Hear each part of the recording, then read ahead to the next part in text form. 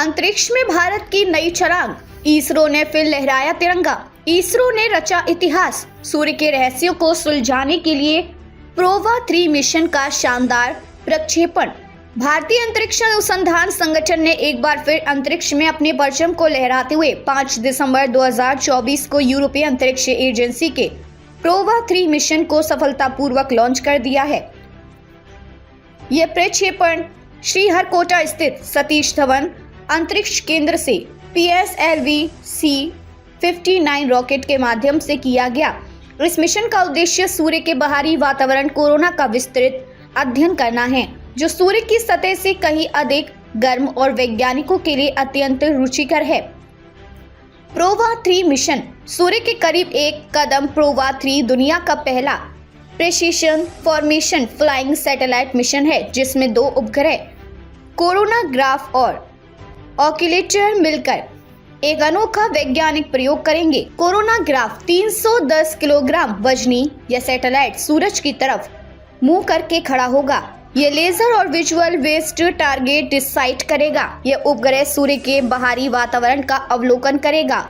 ऑक्यूलेटर यह उपग्रह सूर्य की मुख्य डिस्क को ढकेगा ताकि कोरोनाग्राफ सूर्य के कोरोना को स्पष्ट रूप से देख सके। दोनों उपग्रह 150 मीटर की सटीक दूरी पर एक दूसरे के साथ अंतरिक्ष में गतिशील रहेंगे, जिससे सूर्य के कोरोना और उसके प्रभावों का बारीकी से अध्ययन किया जा सके। मिशन के मुख्य उद्देश्य कोरोना की संरचना और व्यवहार की जांच। कोरोना और सूर्य का बाहरी वातावरण अत्यधिक गर्म है और अंतरिक्ष मौसम का मुख्य स्रोत है। इस मिशन के जरिए वैज्ञानिक कोरोना की संरचना, उसकी गर्मी के स्रोत और उसमें होने वाले परिवर्तनों को समझने की कोशिश करेंगे। सोलर विंड और कोरोनल मास इंजेक्शन की स्टडी। सूर्य से निकलने वाली सौर हवाएं और कोरोनल मास इंजेक्शन हमारे ग्रह पर सीधा प्रभाव डालते हैं। यह मिशन इन घटनाओं का गहन अध्ययन करेगा। स्पेसक्राफ्ट फॉर्मेशन फ्लाइंग ये मिशन अंतरिक्ष में सटीक फॉर्मेशन फ्लाइंग तकनीक का प्रदर्शन करेगा, जो भविष्य के अंतरिक्ष अभियानों के लिए क्रांतिकारी साबित हो सकती है। PSLV C-59 रॉकेट का हुआ इस्तेमाल। इस लॉन्च के लिए PSLV C-59 रॉकेट का इस्तेमाल किया गया, जो 44.5 मीटर ऊंचा है। यह भारी उपग्रहों को अंडाकार कक्षा में स्थापित करने में सक्षम है। यह PSLV रॉकेट की 61वीं उड़ान और PSLV XL संस्करण का 26वां मिशन था। PSLV XL संस्करण भारी उपग्रहों को लॉन्च करने के लिए डिजाइन किया गया है। 5 दिसंबर 2024 शाम 4:04 पर लॉन्च होने के बाद कोरोनाग्राफ और ऑक्यूलेटर उपग्रह 18 मिनट की यात्रा के बाद अपनी निर्धारित कक्षा में पहुंच गए। एक बार कक्षा में पहुंचने पर दोनों उपग्रह 150 मीटर की दूरी पर रहकर एकीकृत उपग्रह प्रणाली के रूप में काम करेंगे। PSLV C-59 ने केवल 18 मिनट में दोनों उपग्रहों को 600 × 60,530 किलोमीटर की अंडाकार कक्षा में सफलतापूर्वक स्थापित किया। ये इसरो के लिए PSLV रॉकेट की 61वीं और PSLV XL संस्करण की 26वीं उड़ान थी। कोरोनाग्राफ और ऑक्यूलेटर कैसे करेंगे काम?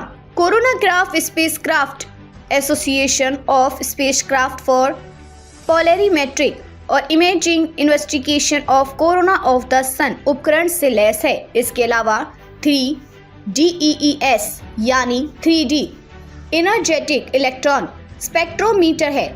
यह सूर्य के कोरोना और उसके अंदरूनी तथा बाहरी क्षेत्रों के बीच के गैप का अध्ययन करेगा। सूर्य की अत्यधिक रोशनी को रोकने के लिए एक ग्रहण जैसी स्थिति निर्मित करेगा।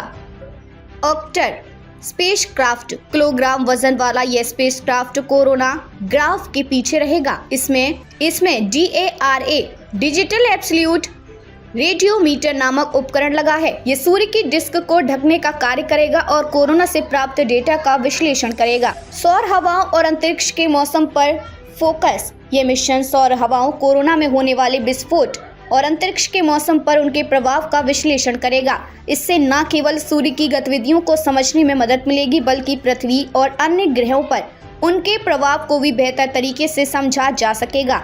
अंतर्राष्ट्रीय सहयोग का उत्कृष्ट उदाहरण।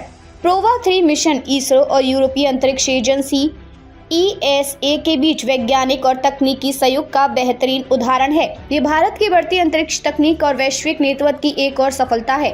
भारत के लिए गर्व का पल। इस मिशन की सफलता से भारत ने एक बार फिर अंतरिक्ष में अपनी तकनीकी दक्षता को साबित किया है। प्रोवा 3 न केवल सूर्य के रहस्यों को उजागर करेगा बल्कि अंतरिक्ष विज्ञान में नए आयाम भी जोड़ेगा। एक और कदम अंतरिक्ष के अनंत रहस्यों को सुलझाने की ओर।